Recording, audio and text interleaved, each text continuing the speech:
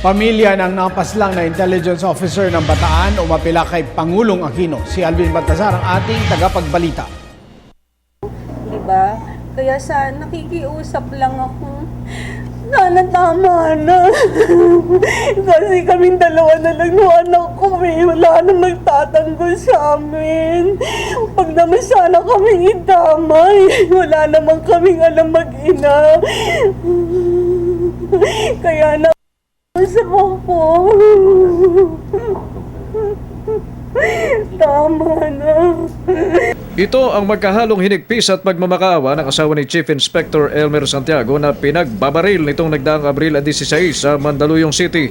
Ang mga pinaghihinalaang nasa likod, umano'y ilang mga kaklase mismo ni Santiago sa PNPA na isinasangkot sa operasyon ng iligal na droga at nag-ooperate umano sa lalawigan ng Bataan.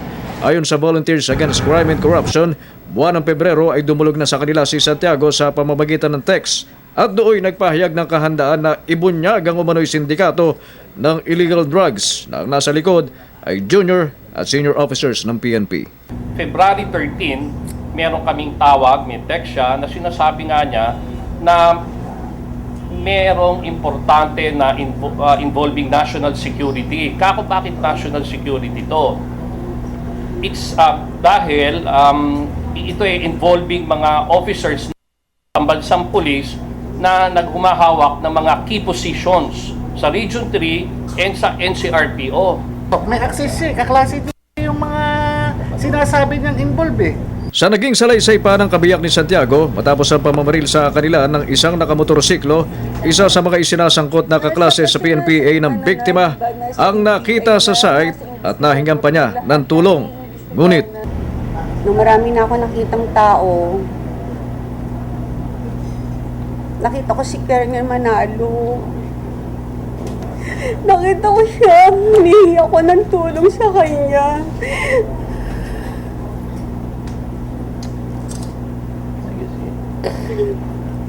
Nakita ko na tinignan niya yung asawa ko. Tinignan niya lang ng ganyan, tapos gumanon siya. Tapos sabi ko, kasi Ging ang tawag ko sa kanya, Ging, tulungan mo ko. Sabi ko gano'n, Ging, tulungan mo ko.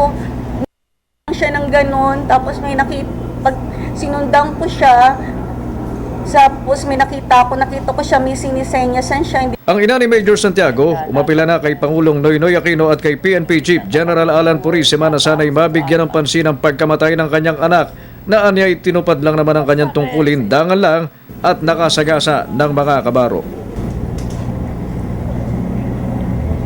Maapila po ako kay Presidente, kay Chief Purisima, na sana po may kahinat itong pinaglalaban ng anak ko. Binuwis niya buhay niya. Masakit sa isang magulang na makita yung anak namin. Sana po tulungan niyo kami na sana miski patay ang anak ko, may kahihinat yung pinaglalaban niya. Ito pong nasa listahan to, isa lang po ito sa cell na de-develop ng mga drug syndicate sa hanay ng law enforcement agency. Setyembre pa umano nung isang taon ay may pinagbigyan na si Santiago ng diagram na kaklase na nakatalaga sa Campo Crame.